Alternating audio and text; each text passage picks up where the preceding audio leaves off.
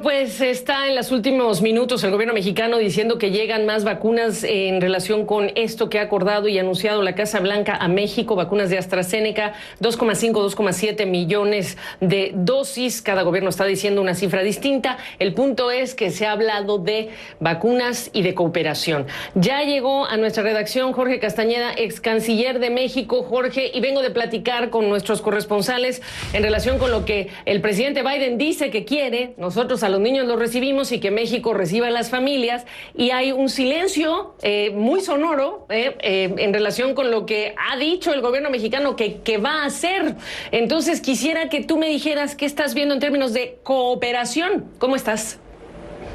¿Qué tal, Gaby? ¿Cómo te va? Pues en efecto hay, digamos, versiones un poco diferentes que proceden de cada una de las capitales, incluso sobre el número de vacunas, no que fueron inicialmente acordadas, sino las que van a llegar. Ayer en la mañanera se dijo que llegarían este fin de semana 1,5 millones de dosis procedentes de Estados Unidos de AstraZeneca. Ahora, pues, antes habían dicho que 2,5 millones.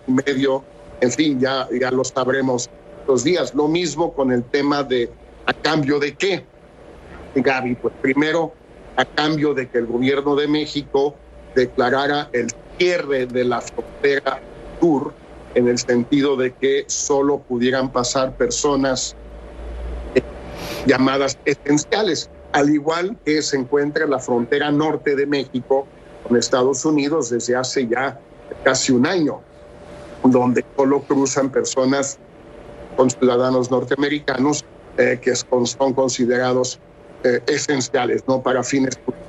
Pero entonces, además de eso, el gobierno de México anunció que desplegaba 8,000 efectivos en la frontera sur para detener el flujo.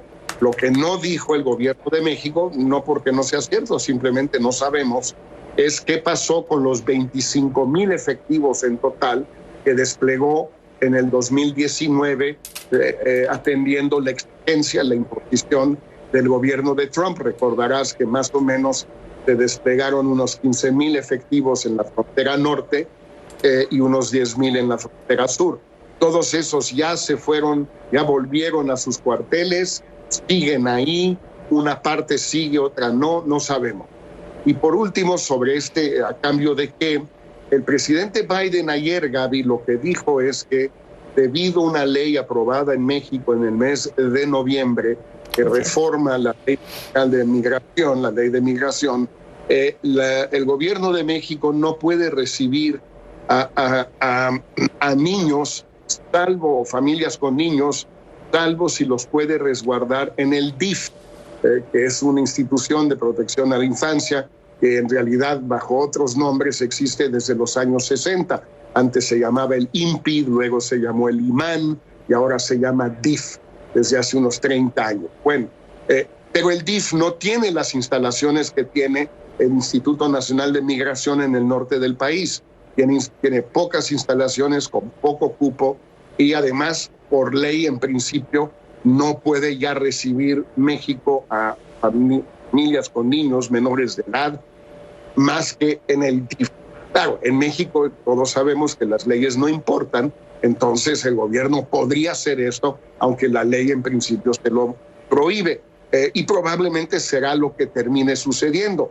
Pero de acuerdo a lo que dijo el presidente Biden ayer, Gaby, pues al día de ayer no había sucedido, no había ese acuerdo con México todavía. Jorge Castañeda, que no se puede mantener la frontera cerrada por siempre. Obviamente suena obvia la idea que no puede ser así, y tampoco el estar recibiendo a menores o el estar reteniendo a las familias, aun cuando se entiende que hay esta búsqueda de unificación familiar, pero también hay que reconocer, hay mucha gente saliendo por las condiciones en los países de origen. ¿Qué tiene que cambiar, pasar de manera urgente, prioritaria en el abordaje abordaje de la administración Biden y de la administración de López Obrador hacia Centroamérica? Para mí esa es una pregunta. Muchas veces entrevistamos a la gente que está en esos puentes esperando del otro lado, en el lado mexicano, en la frontera, y nos dicen: no tengo empleo, no tengo oportunidades, amenazaron a mi hija, etcétera. Jorge, y en esta historia veo muy poco presente esto, aunque se entiende que hay gestiones. Mira, Gaby, bueno, en primer lugar, una diferencia importante que hay que subrayar.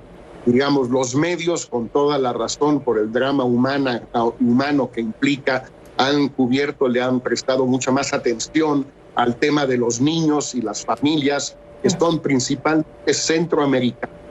Pero los números mucho mayores que están en juego en este aumento de las personas que cruzan, son detenidas cruzando Estados Unidos, son mexicanos, son varones mexicanos individuales.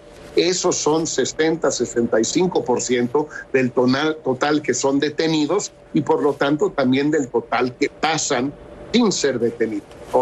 Esto es muy importante recordarlo.